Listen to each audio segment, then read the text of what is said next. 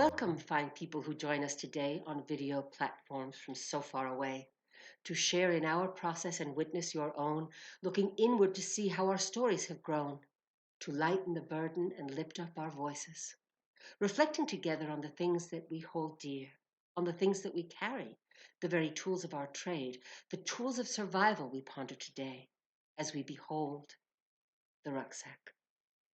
Oh, the contents they carry, the secrets they hold, this object that we share with the folks on the street, this rucksack. Why, the rucksack is yours and the rucksack is mine. It helps cross over this great social divide. Its mighty capacity to carry the burden, the weight of these stories we seek to unwrap, the rucksack brings us here tonight. There are papers found and papers lost, referrals and appointments so long out of date, of photos of babies and mothers, of sisters and brothers, court letters and summons, bus tickets and thoughts, scribbled, tea-stained, sticky. There is vodka and heart medication too, socks and mittens and that unspeakable goo. In these rucksacks so much of life is held, buried deep within. These rucksacks are the hearth that hath no home. Behold the rucksack. And now look at these other rucksacks, it seems, each filled to the seams with what might be of use, some shouldered, some rolling, some toted in bins, to campsites, to street sites, to ease and attend to our sisters and brothers, our patients and friends. Behold these rucksacks. These belong to street nurses, our group of today, and though we be legal and licensed, sure the system is stacked, against our endeavors it seems society lacks the conviction to end this most shameful affair of folks on the sidewalk in cold, damp night air. As a critical presence to witness and liberate, we begin within ourselves. As street nurses, we are reaching deep within to pull forth some rabbits out of rucksacks. We have stethoscopes and transit passes, trauma-informed care and reflective practice, foot care and a letter for court. We bear witness and honor chaos as a matter of course, as we pull rabbits out of rucksacks. Tea and empathy is served with some JGIFD. And we come together and we wonder aloud at the stories we journal and how they evolved, to reflect and to share in these steps we hold dear. And now you will hear these stories, the ones that brought us here, as we pull rabbits out of rucksacks. So now hush, hush, whisper who dare, for Maria, Jan, Dee Dee, and Caitlin have something to share.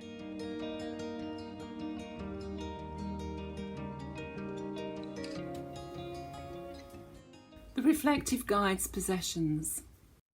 Since the start of the pandemic, we have gathered around the glowing warmth of a Zoom campfire every Monday evening UK time. Nurses, as some retired, all wanting to voice stories about homelessness practice with people camped on the margins of society. I hold the guide's rucksack, but in truth we are all guides, something in Celtic traditions known as Anam Cara or soul friends, and it feels so good. My rucksack is heavy with practice experiences, many of which are contained in a much-loved, well-worn and hard-bound thesis, evidence of my doctoral study in homelessness practice gathered over a 6-year period. The study contains reflective models, systematic reflection, new knowledge, which is now 10 years old, but which still so strongly resonates and brings light to stories told and received around the campfire during the pandemic times. Van Mennen, writing on the phenomenology of practice, cites Rilke's words, which to some degree describe the success of our gatherings as we come together to see into the heart of our practice. He states, "If I were to tell you where my greatest feeling, my universal feeling, the bliss of my earthly existence has been, I would have to confess it has always here and there been in this kind of in-seeing, in the indescribably swift, deep, timeless moments of the divine seeing into the heart of things." In the in-seeing around the campfire, familiar themes endemic to homelessness are curiously voiced, often pertaining to engagement and non-engagement, which we will hear in the 3 practice stories today. To validate the process of our campfire dialogue, we draw on and could linger with research terms such as authenticity, systematic reflection, construct validity, rhizomatic validity, face validity, and performance validity. Today, you can be the judge of performance validity as you consider: does our performance make a contribution to understanding life, in particular about the nature of our specialist nursing roles within homelessness? Does it seem real and true? Is the text artistically shaped, satisfying? Does it draw you in? So just how do we nurses see into the heart of things in our practice reflections? The Rucksacks stories in the performances hold a recurring theme: the precarious nature of engagement in homeless healthcare, Fordham 2012, a key concept I identified within my thesis, illuminating just how and where homeless people fall through the net of care. Let us now consider some of the reflective cues and models which illuminate that concept in the stories that follow. Jan's Beast of Burden story is a beautifully and sensitively written account of a patient with competing complex needs. As the clinical experience unfolds, you will see how Jan responds to Billy's statement, "My doctor just doesn't understand me, and nothing gets sorted." At that point in the consultation, the fragile nature of clinical engagement is illuminated. With her expert observational skills, Jan grasps and interprets an almost obscure clinical moment as Billy takes a myriad of contents from his rucksack, including old photographs. Mindful of trauma-informed care, she engages gently with him, intuitively embracing the homelessness reflective cues as she considers: who is this person experiencing homelessness? How do I feel about Billy? How do others, like the medical student, feel about him? What can I do to help Billy? How do I use my voice to facilitate engagement? In many ways, Jan's story is an extraordinary account of ordinary practice. Beyond the complex list of clinical conditions, Jan finds meaning in the metaphor of the rucksack. Once tidied up, the rucksack feels lighter, and Billy is empowered to meaningfully engage with ongoing medical care. In fact, Jan's rucksack metaphor was so deeply striking that we chose it as the title for this Cantastoria performance today, having mused with humour on what our own nursing rucksacks might contain, which we normally take for granted. Rummaging deeply within, we can now share that content with you. In Dee Dee's performance, you will be invited deep into the forest to meet the majestic forest queen. Mindful of the precarious nature of engagement again, we will hear how Dee Dee overcame the forest queen's initial hesitancy of having a new nurse ANP. Note how Dee Dee identifies respectful visiting etiquette and active listening as key to securing a trustful relationship. Her concern for the person, a cue seeing in the being available reflective template, paves the way to a healing environment where past trauma is disclosed for the first time. There is a beautiful reciprocity in their relationship. Dee Dee honours what she has learnt from the Forest Queen regarding the ontological experience of homelessness. Her poem, Abandonment, the first poem Dee Dee has ever written, captures this and brings to light the concept of communion. Frere notes that trust evolves in communion with the other through a dialogue which is humble and has the capacity to love. Dee Dee uses poetic prose, photography and reflective theory to underpin her insights and show to you, her audience, the loving interior of the Forest Queen. Finally, you will see Caitlin soaring high with her rucksack as she vividly recounts the nature of chaos and the failure of key clinicians to engage effectively. Can't you see, she challenges with a piercing perception about upstream thinking where billing codes and documents hide the nakedness of need that results in moral injury. Caitlin is a gifted writer and performer as well as a nurse, singing her cantastoria song with a passion, using a political voice, a call to arms that unites the present with a prophetic vision of inclusion, a vision of practice extending into societal change. Around the campfire, we looked at Belenki et al.'s framework on how women use their voice. It begins with a silence arising from oppression, but rises through several stages to constructed knowledge, which Caitlin expresses and performs so well. Women in the stage of constructed knowledge have usually gone through a period of intense self-reflection and experience themselves as creators of knowledge. Caitlin's haunting cry, and mine, is for significant others to engage, and we urge you, our audience, to become constructed knowers in homelessness practice too. Dappled within the narrative are the reflective tools I hold in my rucksack, the model of structured reflection in homeless healthcare. Who is this person in homelessness? Use of voice in homeless healthcare, appreciating precarious engagement in homeless healthcare, vision of practice in homeless healthcare, being available template to people who are homeless, grasping and interpreting the clinical moment and having concern for the person experiencing homelessness. And as the dying embers of our campfire fade each week, we increasingly know that our effective use of voice, whether therapeutic, political, or in performances like this, is key to inclusion, and most importantly, defines our unique nursing practice.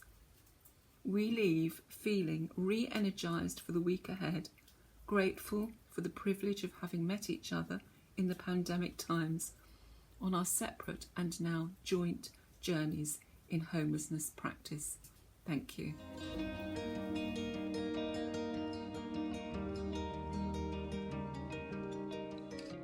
Hello, I'm Jan Coafling.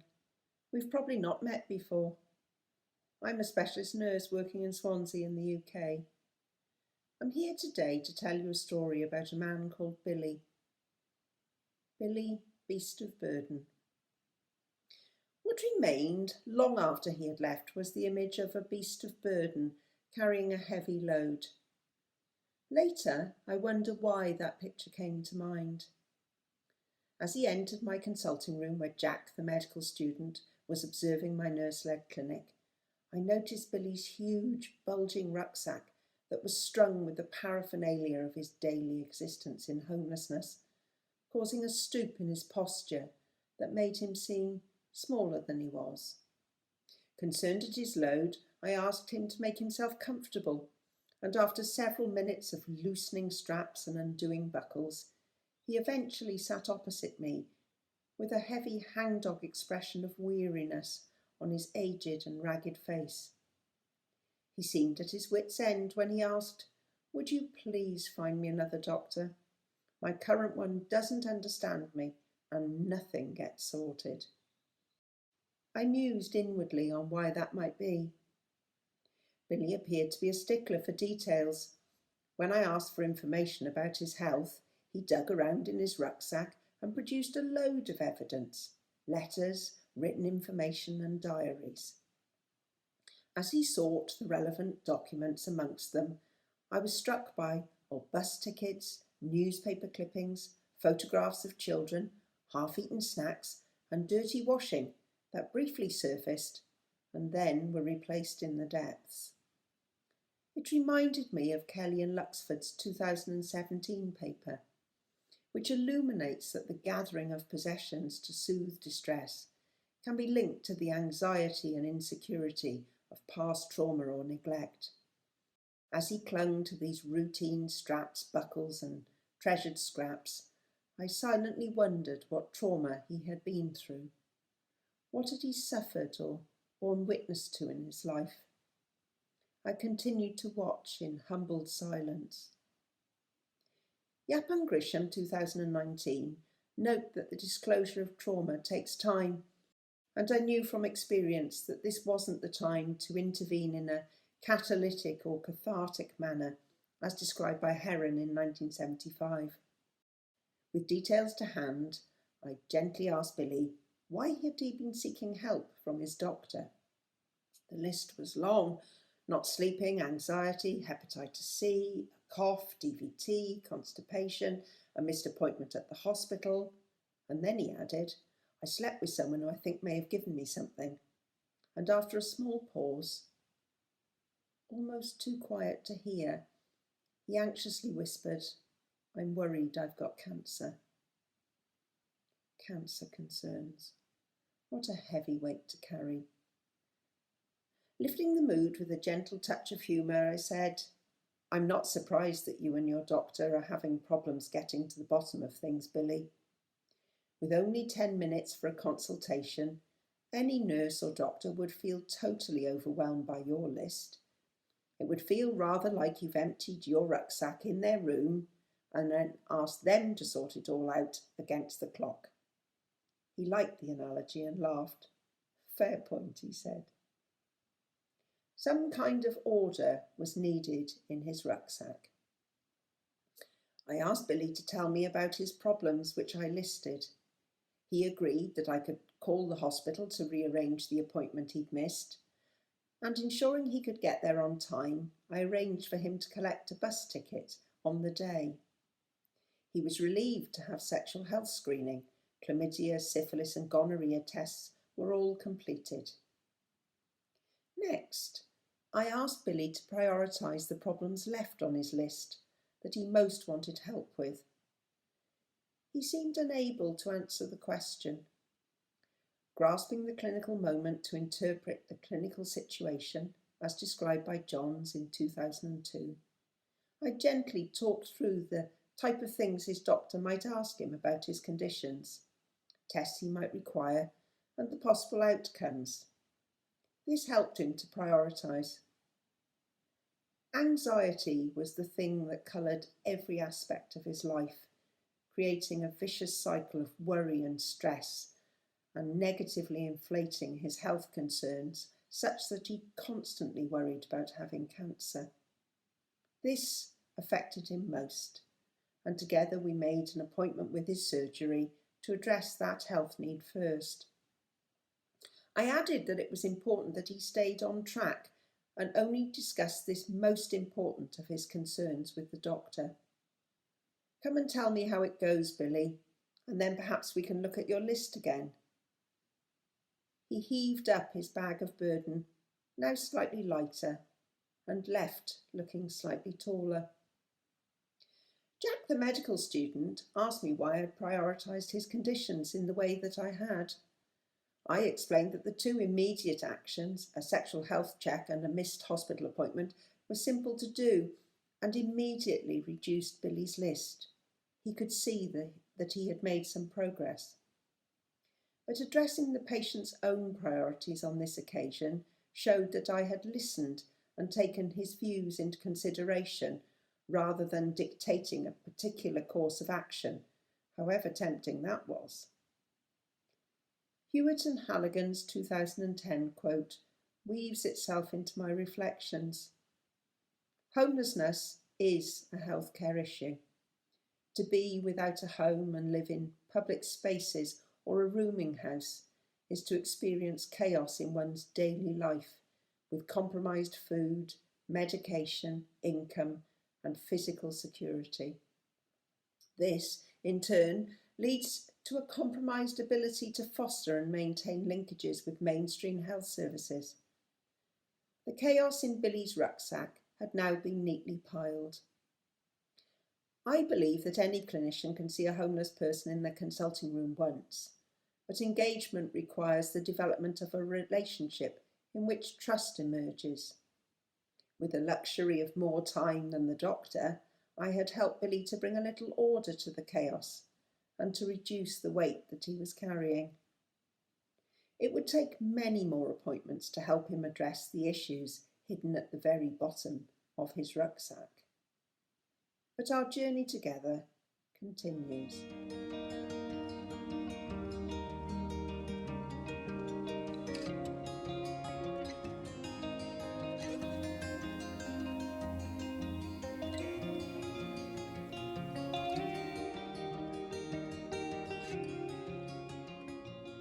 Hi, my name is Dee Dee. From my rucksack, I'm going to share a practice story from the forest, a story which illuminates and transforms my practice because of the learning opportunities it has brought as I ventured out into my new street medicine role as a nurse practitioner. As I learn and grow as a provider, I've created a list which offers practical and tangible and knowledgeable information for those who come to work with my clients. An itinerary of values that includes a mission statement, safety, and trauma-informed care. But this story from the forest, which I'm going to read now, is reflective. It was in the Nurses Reflective group that we named her Forest Queen. Perhaps it was because of the description I gave them about how comfortable she sat in a throne-like chair down by the river, deep in the forest, surrounded by her subjects, the forest animals. She loved them so much, and they loved her in return. She has been living in her tent as a rough sleeper on an isolated riverside beach in an urban setting for 17 years. For the first 10 years, she's lived alone, and for the past 7 years, she has been sharing the area with a male friend. He is not her significant other, but simply a companion, one of the very few people she is known to trust. I recall meeting her years ago as a nurse doing outreach with a community-based mental health team. It was November, it was cold, and it was snowing. I hadn't forgotten her nor her hospitality she showed as she invited the shivering team into her warmer area when we approached her camp. Now, years later, I am here again, returning at the same site, this time as a nurse practitioner. I am pleasantly surprised that she remembers me, but I also sense her hesitancy in having a newly assigned primary care provider. As a reflective practitioner, I try to interpret what is unfolding in the clinical moment so that I can respond appropriately. As researchers in homelessness practice, like Forum 2012, have found, I too know that the development of trust is vital for effectively engaging with many rough sleepers. Being available to her, getting to know her at her pace will enable that trust to grow. The most helpful approach in gaining trust seems to be active listening. What do I mean by that? Forum writes this: my compassionate response in homelessness nursing requires a therapeutic voice that sees the person experiencing homelessness as a fellow human being, allowing my heart to be touched and to act on what is presenting in the clinical moment. This often means sharing a therapeutic silence as the person reconnects to their deeper self to tell their story. Once I had gained Forest Queen's trust by listening in this way, she began to open up about her medical conditions, diabetes, congestive heart failure, and a diaphragmatic hernia.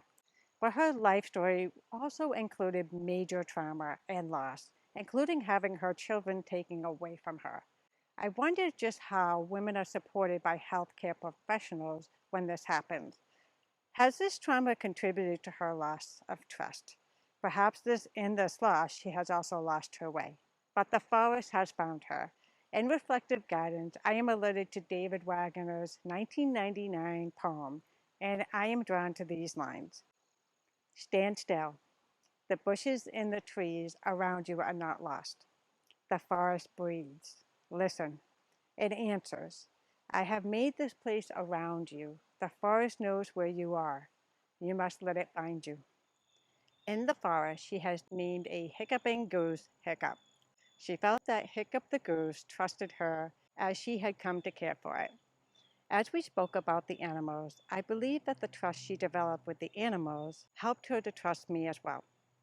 I recognize that she wants to be heard. Her lifestyle, she likes where she's living and feels responsible for the wild animals and the feral cats, all which she has named. In this picture, this is Sweetie Pie. She had saved him from a neck infection inflicted by a raccoon. She used a bug spray to kill the maggots, and then once Sweetie Pie recovered, she allowed someone to adopt her. Through deep listening, I learned that Forest Queen reacted positively to consistency. It meant making appointments with her, being on time, and never arriving unannounced. If I couldn't make the appointment, she appreciated a phone call to let her know. She would cancel appointments on rainy days so that we providers didn't have to come out into the rain. I will always be grateful for what she has taught me. She has taught me that being in nature has healing properties. She has taught me that she will trust any outreach team to help her get her needs filled as long as she's being heard. She has taught me that she has been stigmatized for being homeless and felt dehumanized by the medical professionals. Yet, with my active listening skills and consistent presence, she learned that not all medical providers or professionals are not this way. She has come to trust me. She taught me that in spite of the rough interior, she is a loving interior. Recently, she considered leaving her camp due to her medical conditions, but since receiving regular care, which has stabilized her health, she is reluctant to leave the animals behind. I will continue to advocate for her needs, especially that any future housing considerations should be nearby so she can return to care for her animals. Inspired by reflective guidance, I found myself writing poetic prose about my journey with the forest queen. I will end by sharing a few lines with you. Abandonment. The ghost was shunned by the other members of his tribe. Looking for acceptance, he had turned to one human being, the forest queen, hiding behind her to shield himself from the abuse of his tribe. Being human, the forest queen didn't fully understand the goose, but observed its behaviors as it was made to feel different, disabled, abnormal by the tribe. The only chance of survival was to hang with the human that cared. Thank you.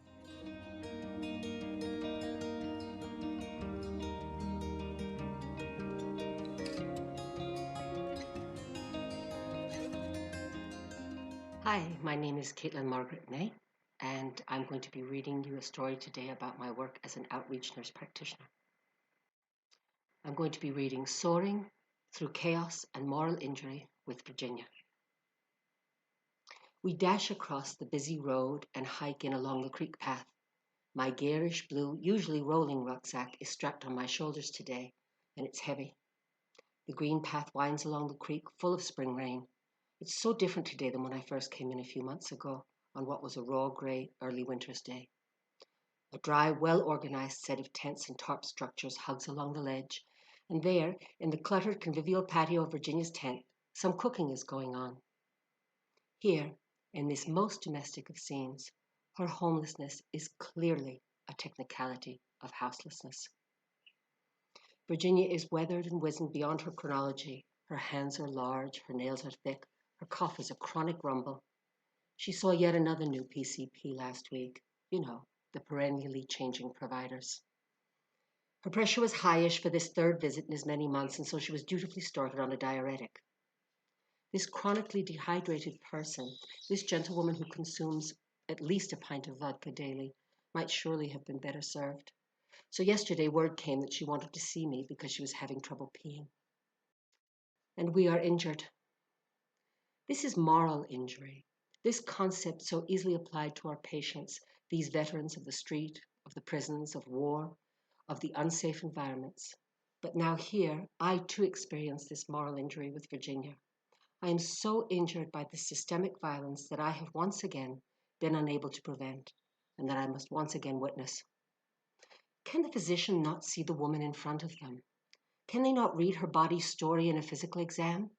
Is this injurious outcome, the engagement, the primary care that I have facilitated for her? The primary care that Virginia avoided for the previous 5 years, that she has been rough sleeping, avoided largely because she didn't have a way to present as she felt was acceptable, and that was to be clean and showered for a medical visit. So it was presented by us outreach that she would like to engage in care if we might facilitate the use of the lovely showers and the lovely staff exercise room prior to her medical appointments. At this, the administration was incredulous. How could such chaos as her life be accommodated? How could such chaos be admitted to the staff self-care environment? Administration essentially asks, why can't we just take care of her multiple comorbidities without having to witness her chaos? to which this street nurse quotes from Frank's The Wounded Storyteller, that the need to honor chaos is both moral and ethical, and that until the chaos narrative is honored, the world in all its possibilities is being denied. So meetings ensue, limits and boundaries are bandied, but we are dogged and we document. And we actually find some billing codes to cover the nakedness of this need. We essentially sow some financial fig leaves to cover the shame of our social segregation, and the deed gets done. But now, despite facilitating this engagement in primary care, Virginia remains somehow invisible. She is unseen. It is as though the chaos and the complexity of her life creates a kind of hysterical blindness in the system. And now she has a lousy UTI from aggravated dehydration. So we decide to treat and follow up in 3 days. She will try to drink some less alcohol and some more water, and we move on. For you see, over the last few months, Virginia and I have been soaring together. We are documenting her disability, writing the SOAR medical summary report.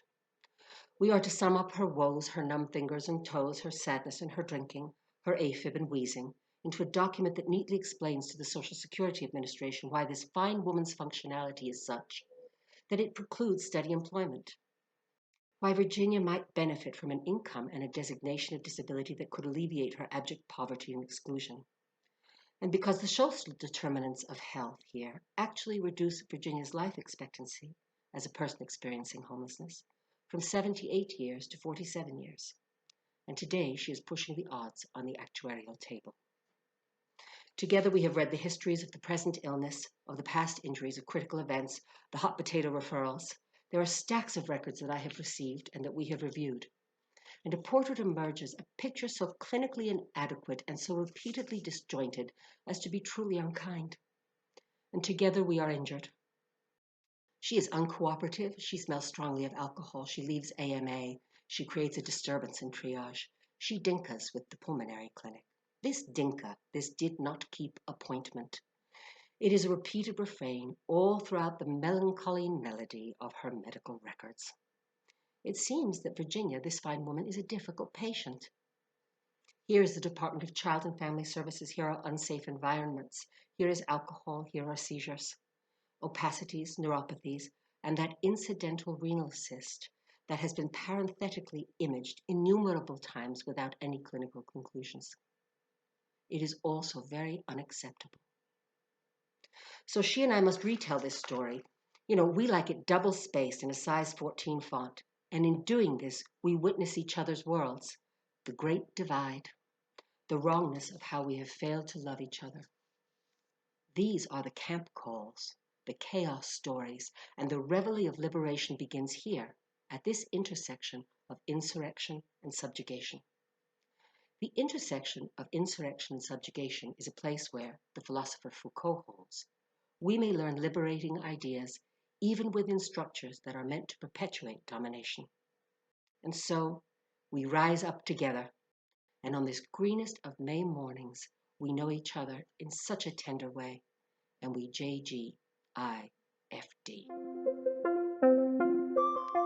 And so, fine people, we have journeyed along to the depths of reflection, of vision intent, appreciation concern, troubles and tense. See how we seek equanimity that will sustain, acting skillfully. We nurses remain both curious and humbled to be here before you as we invite you to behold, just one last time, the rucksack.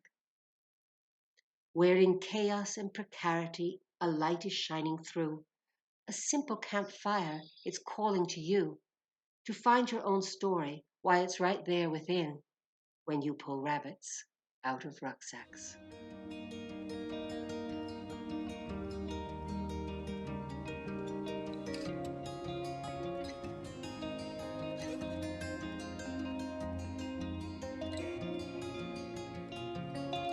The end.